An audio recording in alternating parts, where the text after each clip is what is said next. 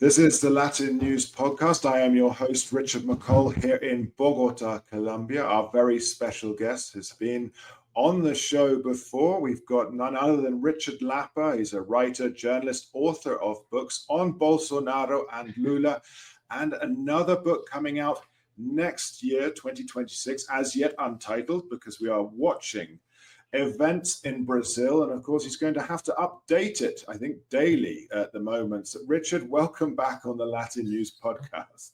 Thank you. Nice to be on it again. Yeah, well, it's a great pleasure for us to be chatting about Brazil because, well, in this part of the world, we're watching a lot of news coming out of Brazil, and, well, world events seem to be pointing at more uncertainty and instability in the country. Perhaps you could give us a little bit of a background of what's going on. Okay, I mean, just very briefly, Lula came back to office to begin his third mandate at the end of 2022. He took office in 2023 in January amid leading a very broad alliance, an anti-Bolsonarista alliance, a democratic alliance as it was portrayed. And its first move was to quash an attempted coup, really, against the Lula government by supporters of Bolsonaro. And since then, Lula's now been in office 2 years, and the economy is doing okay. I mean, the growth in 2024 is edging nearly 4%, one of the fastest growing economies in the region. Employment's been down to its lowest level for 10 years or so, maybe more, actually, since 2012, I think. But despite that, things do not look good. And the government's popularity is very much on the wane.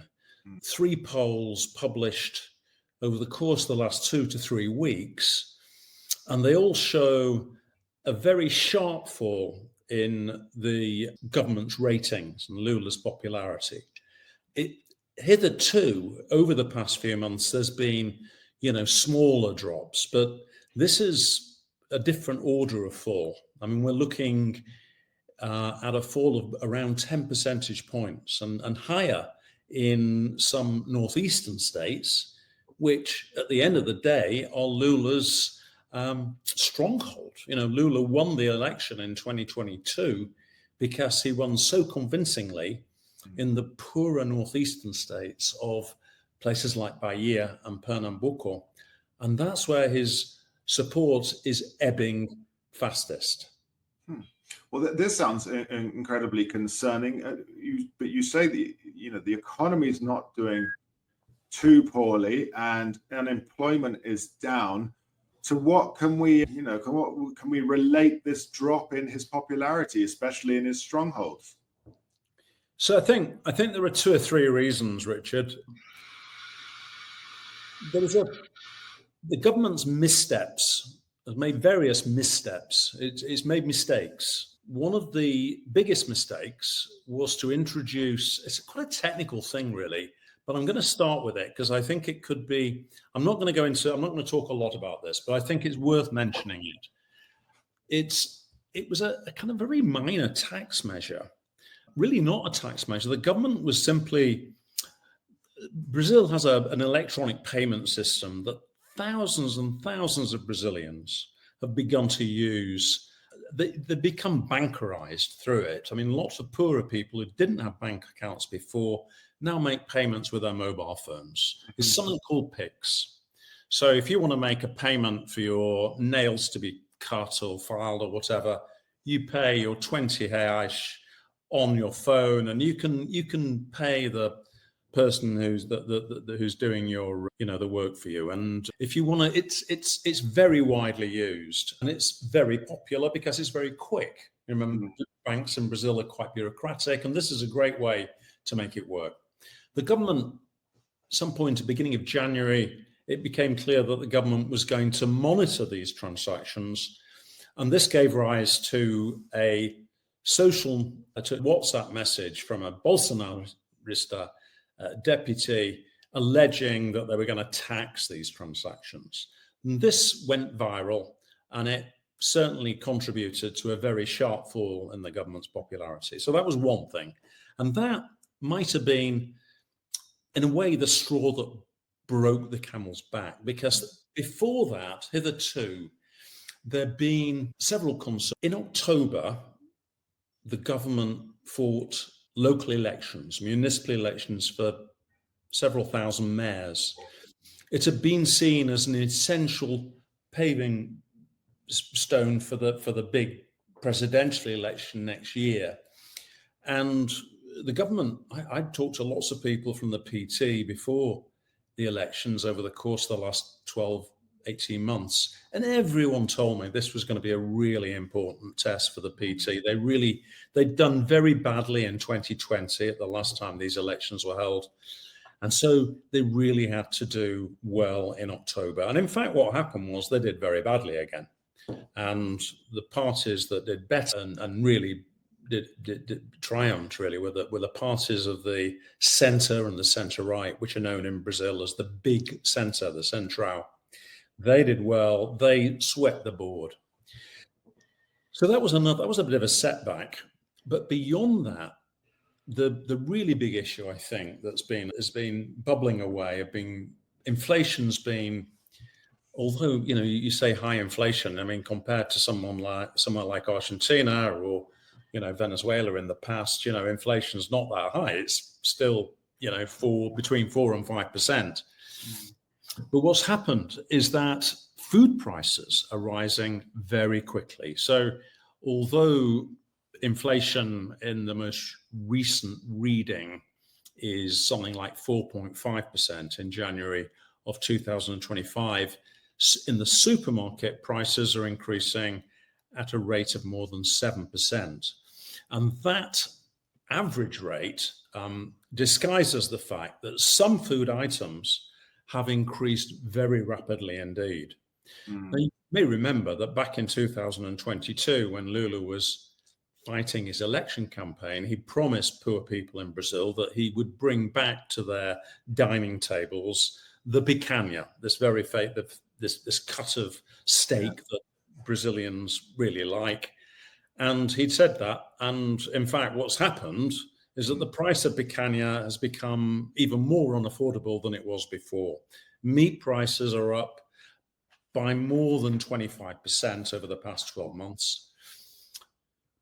The price of things like eggs has gone through the roof. Coffee prices have gone up by more than 60% in the last 12 months. So a whole number of things. Now, why are prices rising so much, you ask? And the answer to that is that Brazil's currency has become much weaker against the US dollar. So at the end of 2023, currency trading at about just under 5 reais to the US dollar. By the end of 2024, the value of the real had deteriorated over the course of the year by about 20%. And in the last 3 months of the year, it was really in free fall. It went down to 630. That was the highest that the real reached, or the lowest it reached, rather. It's come back a bit since then, but not by much. And so basically what's happening is that the costs of imports are rising, and the food that Brazil exports, which is priced in dollars, because so it's farmers are not charging a different price for the internal market. Those prices have risen very appreciably. On top of that, you've had extreme weather events that you've obviously been following in the newsletters. Things like the big floods in Rio Grande do Sul in the south of Brazil last March, April time. There's been droughts in the Amazon. There's been all sorts of disruption to harvests. So there are shortages of certain things. I mean, carrots, a very simple item, went up in the first 2 months of this year by more than 20%. And what's happening is that poorer people are spending more on food, and they feel let down. They feel very badly let down. So just to give you an idea, I mean, in 2000, Brazilians spent 16% on average of their household budget on food. And 2024, they spent 20%. So, given the fact that poorer people are spending much higher percentage of that, it's quite a big hit. And what's happening is that, people are now, there's one of the best-selling items in Brazilian supermarkets at the moment is an adulterated coffee made from husk, coffee-flavored coffee. And it called Café, it's nicknamed. And that's going down, that's the sort of thing that's happening. And this is not leading to a feel-good factor. Far from it, right? There's no feel-good factor. I can't think of much things worse than a cafe. And being that Brazil being, if not the top coffee exporter in the world, Vietnam or Brazil, this bankerization via mobile phone is always fascinating. I believe it's through the continent. For our US listeners, I imagine it's a type of Venmo type thing that we could sort of relate it to.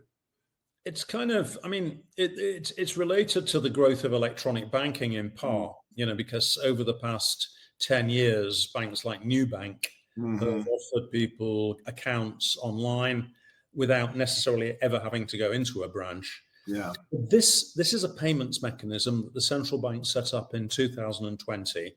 It's unique to Brazil, and it's very well run, and it allows people to make payments, simple payments on their phones. Yeah, we have something here too. But this weakness in the currency does seem like a great concern, and foodstuffs being increased so massively. Of course, I can imagine the Northeast really responding to this, of course. And then I suppose this leads to investor concern about the country and the viability of the country. Well, I think, that what investors are worried about, there's no doubt about this, is the fiscal situation and the gradual growth in debt and the sustainability of debt. And basically, Brazil's debt to GDP ratio, which is the way you measure these things, is not that high, really. You'd think on the basis that net public debt at the moment is about 66%, but it's gone up quite a bit, and it's scheduled to go up even more in the next 4 years. It's scheduled to rise by 10 percentage points, expected, I should say, rather than scheduled, because I don't think the central bank wants that to happen. But that investors think that the debt is going to become increasingly burdensome.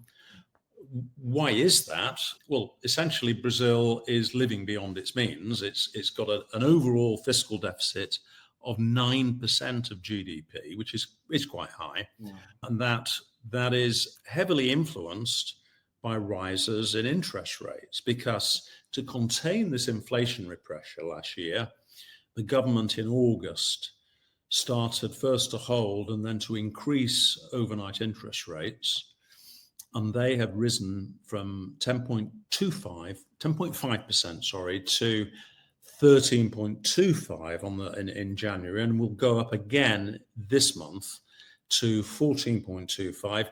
We're en route to 15% interest rates. In real terms, you've got inflation of 5%, interest rates of 15%. Credit is expensive. Real interest rates are quite high. And Brazil's in this familiar trap. We've been here many times before, where to really contain inflationary pressure that is coming from, a public sector that is badly managed, and possibly, it's the problem with Brazil's public sector is it's badly managed rather than that it is quite big. But to contain that, interest rates are high. So you run fiscal deficits, and to contain the impact, you have to have tight monetary policy. So, and that's where we are at the moment. Let's get into this. Let's get into the meat and potatoes here. The Lula versus Bolsonaro. What's going on? Obviously we know from the attacks in January on the 2023 on the Congress. We remember the images of that. Of course, it harks to, provides us with flashbacks of January the 6th in Washington as well. The same kind of thing. But Bolsonaro, is he going to go to jail, or is he going to run for president? And does he look like? I mean, should he run, he's probable to win, we would expect. Yeah, I mean, one or two polls are suggesting this month that if he ran against Lula, he would win in a second round. The poll by CNT, the National Transport Confederation, that came out about a week ago saying that Bolsonaro against Lula would win 43% to 41% in a runoff. Yeah.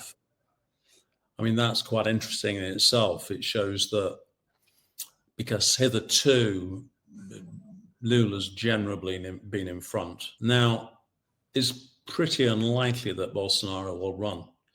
And that's not just because of the current legal action that began when charges on the last month. Over a year ago now, I think, the national electoral authorities prohibited Bolsonaro from running in 2026. And that was on the grounds of the allegations that he'd made about the electronic voting system being unfair and fraudulent. And Bolsonaro got no basis for making those allegations. And the electoral authorities turned around and said, well, sorry, mate, you can't run. And he was excluded. He lost his political rights temporarily for 7 years. So this must have been in 2023, because he can run in 2030, which would be the next scheduled election. Since then, there's been a couple of cases against Bolsonaro stemming from fairly minor violations, one involving a fraudulent COVID certificate that he used to get into the States, and the other about the way that he'd appropriated gifts given by the Saudi government, jewels, which were, just took for his own use, possibly sold, who knows. And then the rather more important issue that he's now facing trial on is the involvement in a coup attempt in December 2022. Now, this is quite separate from the attacks on Congress in January 2023. This involves a plot whereby Bolsonaro and leading military guys with Bolsonaro's complicity would have shot, amongst others, Lula, Gerardo Alckmin, the deputy president or president-elect as he was then, and Alexandre de Moraes, who's the leading Supreme Court judge who all the Bolsonaristas loathe and detest. They were all going to be taken out. The plot never really got anywhere. It didn't happen, but details became available through the evidence of one of Bolsonaro's assistants, military advisors, and when he was picked up by the police. And so there's this case is now going to go to the Supreme Court. I mean, it could go as early as next month. It's quite likely that, I mean, what's happening now is that the Bolsonaristas, Bolsonaro and his family, are fighting on various fronts. They're trying to delay the case from coming to court. They're trying to change the composition of the Supreme Court chamber that will hear it, so that there are fewer Lula supporters in that body. The legislature, the Bolsonarista supporters in the legislature, are trying to introduce a new law that would allow an amnesty for people involved in such actions. There are demonstrations on the street promised later this month. There's going to be a big demonstration in Copacabana in Rio de Janeiro. And of course, Eduardo Bolsonaro, who speaks English, has been very active trying to garner support from Trump and his allies in the US. And so there's a very good relationship between Bolsonaro and Trump. They were quite good friends when both were in office at the same time between 2018 and 20. For Bolsonaro, Trump was something he's a self-confessed idol. And it's possible, of course, that now this vibe shift seems to be underway towards the far right, and the popularity of Trump in various parts of the world, not just in Brazil but in Europe in particular. It's possible that this can have an impact. I think there's some attempt by a Republican legislator, I should say, to basically impose kind of sanctions on Brazilian judges, essentially, who violate freedom of expression, which Alexandre de Moraes, if you look at the recent comments of Elon Musk, that's quite a low, it's not difficult to do that, right, for Elon Musk. So who knows how this is going to pan out? The government, I think what it's fair to say that the government is getting into this conflict in a less buoyant state than it would like. It's ebbing, its popularity is waning. The economy is now slowing down, so that some of those positive trends that we talked about at the beginning, like lower unemployment, are beginning to, unemployment's rising again this year. So it is not a good situation. Lots of uncertainty out there. And I think the really crucial thing, Richard, is that this government really depends on its alliance with parties of the centre and the right. Now, there's two classes of centre and the right in Brazil. On the one hand, you've got people like Geraldo Alckmin, the deputy president, and Simone Tebet, the planning minister, who are members of traditional centre, moderate conservative parties like the old PSDB, or Tibet's party is the PMDB. There are elements of fairly sensible conservatism within both those parties. But then you have a whole number of different centre-right parties, the parties that are known as the Central, that are really much more in it for their own ends. They want to do things to benefit their own supporters and to really advance their own political projects. And Lula but that relationship has been working in the last 2 years. The presidents of both houses of Congress are very important in the Brazilian system, are from those parties. They've recently been replaced, but they're from the separate guys, but they're still from the same kind of parties. They're demanding a bigger share of the government. And Lula, so far, in this big reshuffle that began in mid-January, has not given much away. The three big cabinet changes have all really involved moving positions of importance to different people within the PT. And that suggests that Lula's dedicating a lot more time to thinking about the internal politics of the Workers' Party and its very complex factional battles than he is thinking about how he can keep these various parties from the fragmented Congress on board and developing a plan to develop for a broader alliance in 2026. And that is I think that's a concern, because it's hard to, the PT these days in the municipal elections in October, it was the 8th biggest party. This is a party that thinks it's more important than it is, really.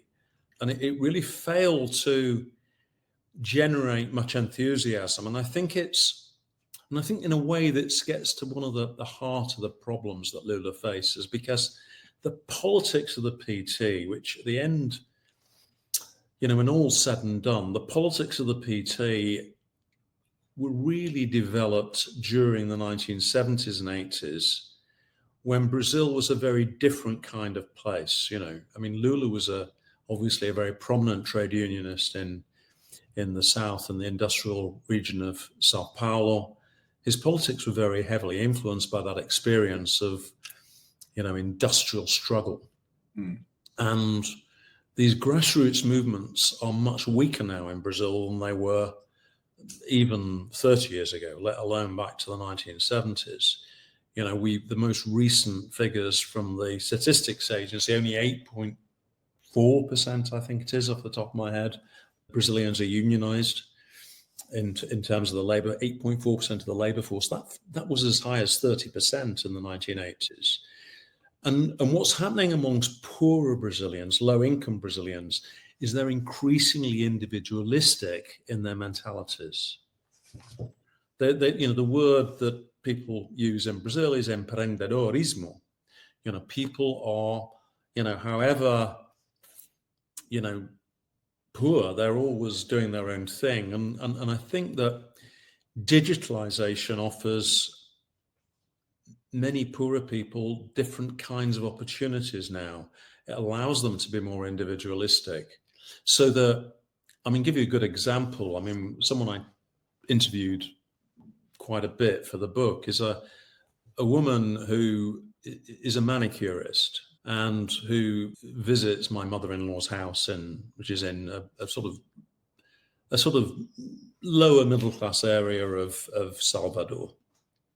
And before the pandemic, this person she's in her mid-30s, and she was working in a shop and earning about 1,000 reals a month, so roughly $250 at the time. So now before the pandemic, she started working in a manicurist, and again was earning a similar amount. During the pandemic, she went on her own, and using a mobile phone and an account with Uber, she's able to have different clients. She visits about 4 or 5 people a day, and she can earn as much in a week doing that without any social benefits, obviously, than she could in a month working in the formal sector. And she got no interest in working and having a formal job. And that's increasingly the situation of many low-income Brazilians. And, there are 2 million people in Brazil who work for the various platforms, the Ubers, the iFoods, which is a food delivery, where they just, they earn, surveys suggest they earn slightly more. If you're low skilled, you earn more doing that than you do in a formal job. And it's this base, or this economic base, that has migrated to the right. These are the people who are supporting. They don't support the PT anymore. They might have done in the past, but they don't now. The PT is losing its base to amongst this kind of population. The other thing that's really reinforcing that is evangelism. Protestant evangelism. There's so much in that. You say it's kind of this, as you say, individualistic gig economy, which has taken off in these regions, I suppose everywhere as well. No need to unionize on this because, again, you're your own person. And as you say, very much more attractive because you're not in the system, as it were, and the bureaucracy that we know to be so plentiful in Brazil and other countries similar to it. I just wanted to ask a couple of questions before we get into the evangelical side of things, the evangelism, because it is a fascinating phenomenon in Brazil. It really is a huge voting bloc because they tend to vote together on this. But does Bolsonaro, if we come back a long way there, does he have an anointed successor? Is it Eduardo Bolsonaro, his son? So in terms of, the Bolsonarista movement, they've always had problems developing something coherent and stable. I think going back to 2018-19, there was a project to create a Bolsonaro party. They'd never got round to collecting enough signatures. Admittedly, the bar for, getting a new party formed in Brazil can be quite hard to meet sometimes, but they didn't. And, this is the clan, Bolsonaro's 3 sons are all active, and they're active for different political parties, and some of them actually. But so there's people are talking about Eduardo, people are talking particularly about Michel Bolsonaro's younger wife has been a possible candidate if Bolsonaro can't run. The smart money, or not necessarily the smart money, but the business community's money is on Tarcísio de Freitas, who is the governor of Sao Paulo and was the infrastructure minister in Bolsonaro's government. He's seen as being a more moderate, more traditional right-wing conservative than Bolsonaro, but he got on fairly well with Bolsonaro, and he's done his best to try and keep the more rabid elements of the Bolsonarista base on board. Now, so far, although he's popular within Sao Paulo, where as he was the governor, he's not been able to establish national projection. So he's not seen, when you talk to people about Tarcísio in Bahia or Minas Gerais or Goiás or somewhere, they never heard of him.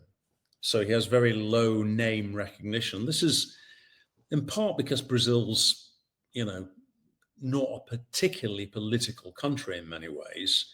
So when Tarcísio's name is mentioned in opinion polls, it doesn't, there's not many voting intentions attracted by it. So there's quite a job to do to promote him. As I say, a lot of people in the business community would really like someone like Tarcísio, or one of the other right-wing governors. Caiado of Goiás is another name that's often mentioned. But at this point, there isn't. Bolsonaro would do much better than any of these potential successors, and it's possible that even now, despite this fall in popularity, Lula would beat any of them. And of course, there's always an opportunity. He might beat them, and he believe in his own sort of, let's say, political legend. But it seems to me, from everything you're saying, is he does tend to be, or seems to be right now, quite detached from this new reality in Brazil, quite unaware of what's going on by putting doubling down with his own PT henchmen, let's say henchmen or friends in the party itself, in the government itself. So pretty interesting times coming up, but I think we should probably address the evangelism a little bit, because it is such a huge movement. And do the evangelist parties, or let's say the evangelist groups, blindly support the right and Bolsonaro? No, I don't. I think it's more complicated than that, Richard. Actually, I mean, there are evangelical leaders who do support Bolsonaro.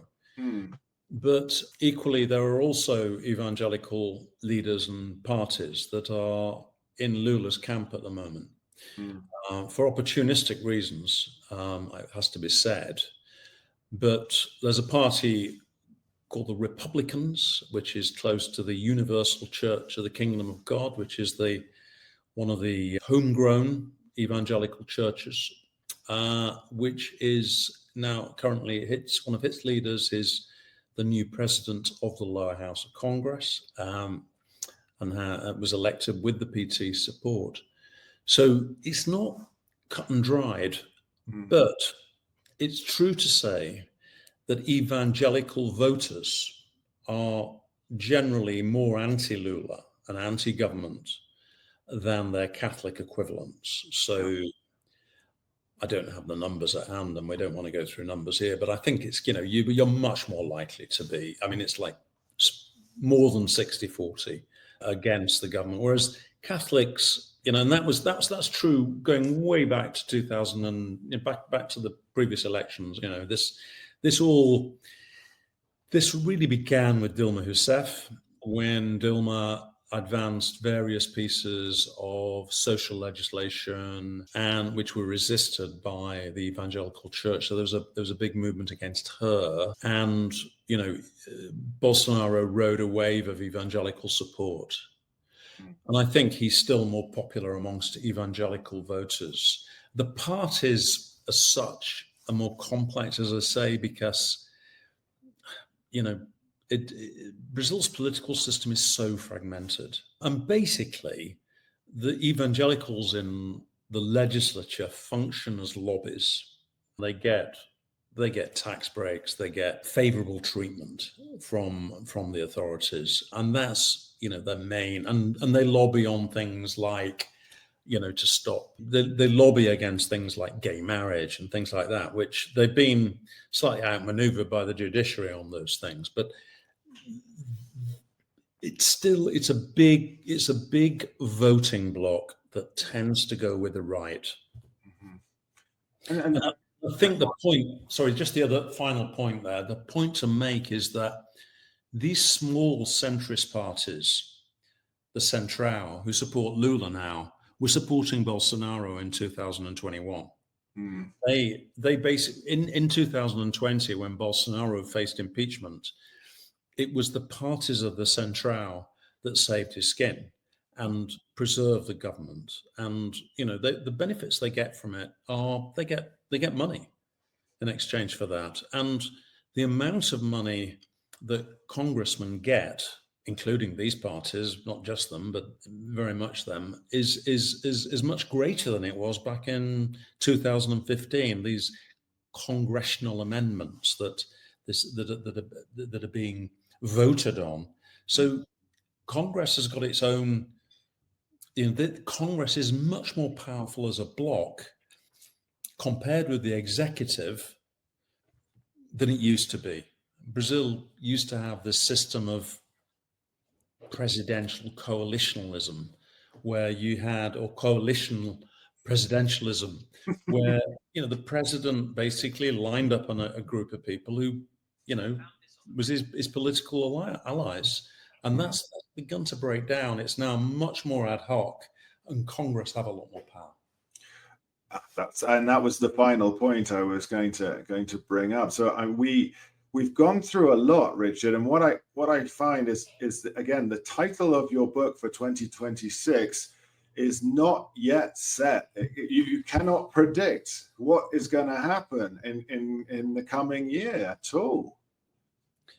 Well, so I'm kind of, I do think that this longer term disconnect between the PTs, the kind of core ideology of PT activists, and this disconnect between them and the rest of the country is becoming more pronounced. And I think in not just in the way we've already talked about, not just in the way that they don't connect with the emprendedor instinct of many poorer people. And I think it's worth mentioning in that respect that the government completely failed with an effort to try to regulate Uber taxis and ride-hail companies in general last year, which was resisted not least by the Uber driver. They were on the streets stopping it, and it just fell by the wayside. So it just they've got to find. There is a way in which these guys do need some kind of protection. It's pretty bleak being an Uber driver and being, you're seduced by the immediate freedoms and by the fact that there's more money in your pocket, but you don't have any protection.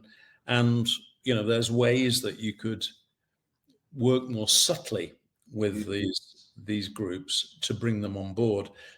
So far, the trade union movement have not shown any great skill in doing that. So that's a problem. So I think the other thing that I think is a problem for Brazil is that many PT activists, because like their comrades elsewhere, are really into the whole identitarian ideologies, anti-racism, the gender ideologies, and so on. And it has to be said that they're way out of sync with the population, in that sense. That it's not that Brazil is a racist country, but not in the same way as the United States. It's just not as clear cut for Brazilians, and so a lot of the rhetoric that you associate with the identitarian movement goes down extremely badly. And one of the problems it's given rise to is that when the PT say we need to approach poorer groups, we need to go to the favelas, we need to kind of persuade people that they need to think about their economic interest. Many younger activists are not prepared to do that because the people they're going to be talking to and trying to persuade are evangelicals. Yeah. And they don't agree with their propositions on gender. It seems, well, yeah.